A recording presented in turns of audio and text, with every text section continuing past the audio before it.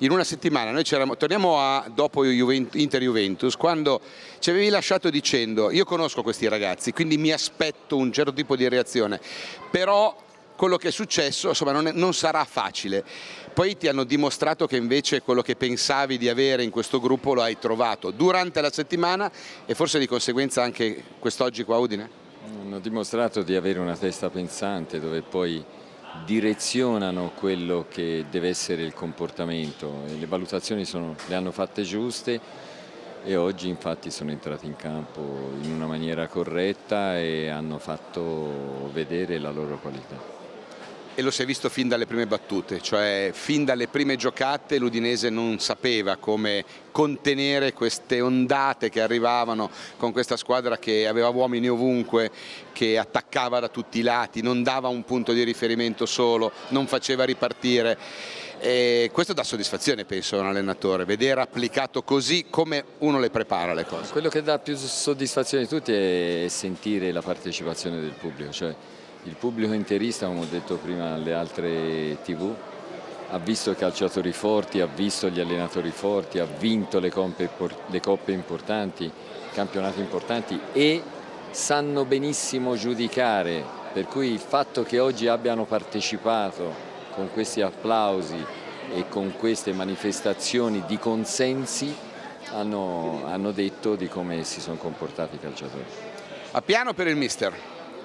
Buon pomeriggio mister, faceva riferimento ieri sul fatto che questa squadra sta dimostrando di essere una squadra da Inter, tutti hanno l'atteggiamento da Inter, tutti hanno l'Inter nel cuore. Ecco, si è vista oggi un Inter che l'ho confermato una volta di più, e soprattutto mister, è adesso un Inter che è pronta quasi per qualsiasi evenienza, sia quando viene pressata, lo si è visto su un lancio lungo di Handanovic, sia quando invece è molto aggressiva anche nella metacampo avversaria. Secondo me si vedono tante cose, perché la differenza è lì sotto gli occhi di tutti. È chiaro che poi il risultato completa un po' questa analisi, però si vedono delle aggressioni forti, si vede la squadra stare corta, si vede la partecipazione alla palla mezza e mezza da parte di tutti, insomma tutti vanno nella direzione corretta, tutti insieme, anche quando debbono sopperire a delle difficoltà, e è più squadra.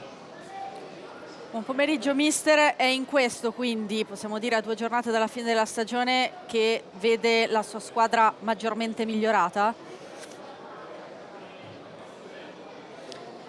Sì, è nell'atteggiamento di squadra, vedo migliorata. Oggi avevamo per esempio 3 giocatori tecnici in mezzo al campo e probabilmente dal punto di vista del palleggio siamo stati agevolati, siamo stati avvantaggiati,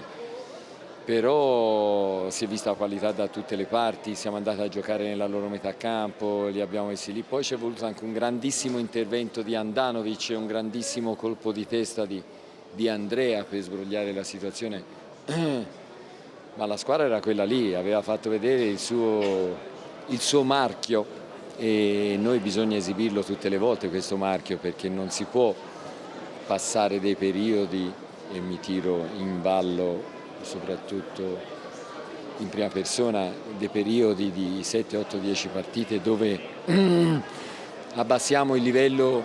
del gioco che dovrebbe essere poi vestendo questa maglia qui, insomma. L'ultima te la chiedo io, il gol di Rafinha è un po' il simbolo di questo che hai raccontato, dove una palla difficile, Icardi non la molla, la va a toccare, vanno in 2 a prendere anticipando gli avversari, e proprio secondo me ben racconta questa volontà di gruppo di esserci e di non mollare nulla. Secondo me ce ne sono tante di azioni oggi dove si è visto poi l'Inter squadra, ecco, attuate non per la genialità o lo strappo di un calciatore solo, ma di un collettivo che vuole andare per quella strada lì. Complimenti, grazie.